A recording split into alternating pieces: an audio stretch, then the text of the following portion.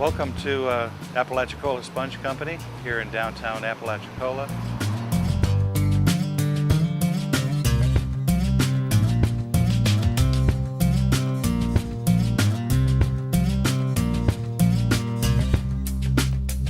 My name is Jerry Garlick. I've been a sponge broker for 20 years now, and we're just down the road from the original sponge exchange building, which was built in 1831 to house sponges. It's a warehouse. There's a picture that's familiar to many who come to the town, taken in 1895 with sponges all out in the street. It's a nice old picture. And so back in the mid-1800s, the sponge industry was alive and well as the cotton, the oysters, or the lumber that was commercially harvested here. In about 1935, there was a blight in the Gulf, and that caused the sponge trade literally to stop. So during that time, the harvesting went further south, down along the west coast. A lot of the Greeks that lived here in Apalachicola moved down to Tarpon Springs. That became a very popular place for the sponge divers. Well, along about 2007, we did a feasibility study up here and some research on it, and found that we could commercially harvest the sponges again. And so that's when I started to buy wholesale and sell retail. And I sell to 40 or 50 different wholesale companies now, as well as one big one in New York, which in turn bags them up, bales them up, and sends them to Greece.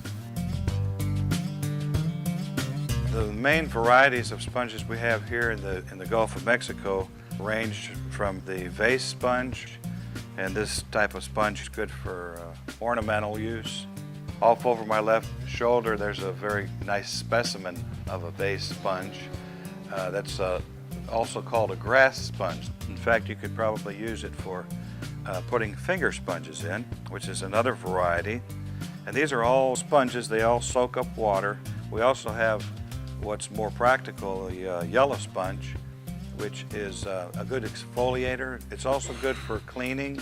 I sell them to window washing companies up in Philadelphia. So that's the yellow sponge. And then we have the most luxuriant sponge for bathing, and that is the wool sponge. It's called a sea wool. And this sponge here, if taken care of properly, will last forever. The only thing they don't like is bleach. So what we do here is I buy them right from the boats. We process them and get them ready to put on the shelves, along with our soaps, our handmade soaps, which we dunk a sponge into. And it's a very nice combination. They make very nice gifts for people passing through, and it's a big part of the business. Now, the divers don't wear the hard hats anymore and the big suits. With the advent of the regulator, that's not necessary. And so we just wear the regulator, a weight belt, and carry a catch bag with us and walk the bottom. And when you find one type of sponge, you'll find a grove of the same type of sponges. And so we don't harvest anything under 5 inches.